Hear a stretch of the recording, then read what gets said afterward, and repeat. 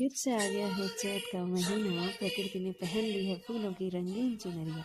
सरसों के खेत मुस्कुरा रहे हैं, आड़ों की डालियों पर भी बसंत झूम रहा है। हर तरफ खुशबू ही खुशबू है और पहाड़ों में दस्तक दे रहा खुशियों का त्योहार है। ये है उत्तराखंड का प्यारा पर्व फूलदेई, जहाँ छोटे छोटे बच्चे फूलों की टोकरी लेकर हर घर के दरवाजे पर खुशियाँ बिखेरते हैं और दुआ करते हैं कि हर आंगन में सुख समृद्धि और मुस्कान खिली रहे। बहुत ही प्यारा पर्व है जो कि प्रकृति से प्रेम का, बसंत के स्वागत का व प्राकृतिक सुरक्षा का संदेश देता है। आइए जानते हैं फूलदेई के बारे में। राधे राधे।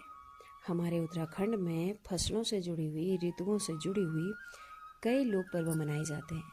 हरेला है और कई पर्व हैं, उसी में से एक है फूलदेई, जो कि हमारी परंपरा को दर्शाता है। यह त्यौहार बसंत के मौसम में मनाया जाता है, जब पहाड़ों में तरह तरह के रंग बिरंगे फूल खिलने लगते हैं और प्रकृति बेहद सुंदर दिखाई देने लगती है। फूलदेई उत्तराखंड का एक प्रसिद्ध लोक त्यौहार है। इस दिन छोटे बच्चे सुबह जल्दी उठकर जंगलों, बगीचों से सुंदर फूल इकट्ठा कर फिर वे गांव के हर घर के दरवाजे पर जाकर उन फूलों को रखते हैं और घर की खुशहाली और समृद्धि की कामना करते हैं। बच्चे दरवाजे पर फूल रखते हैं और एक पारंपरिक लोकगीत भी गाते हैं, जो इस त्यौहार की खास पहचान है। यह परंपरा हमें सिखाती है कि हमें दूसरों के जीवन में कैसे खुशियां बांटनी चाहिए। घरों के दरवाजों पर बच्चे दस्तक देते हैं, फूल रखते हैं, तब घर के लोग बाहर आकर बच्चों को चावल देते हैं, गुड़ देते हैं, कुछ सिक्के देते हैं, टॉफ़ी देते हैं, मिठाइयाँ देते हैं, जैसे जिसकी सामर्थ्य होती है वैसा देते हैं। यह पर्व प्रकृति से जुड़ा हुआ है। फूलदेई सिर्फ एक त्यौहार नहीं, बल्कि यह प्रकृति के प्रति सम्मान व प्यार का प्रतीक है।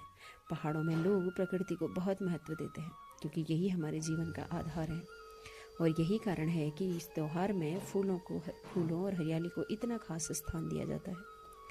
यदि हम विदेशों की बात करें तो विदेशों में भी फूलों का त्यौहार मनाया जाता है।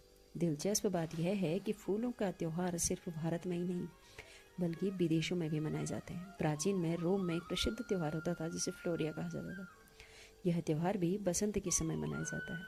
इसमें फूलों व प्रकृति की सुंदरता का उत्सव मनाया जाता है।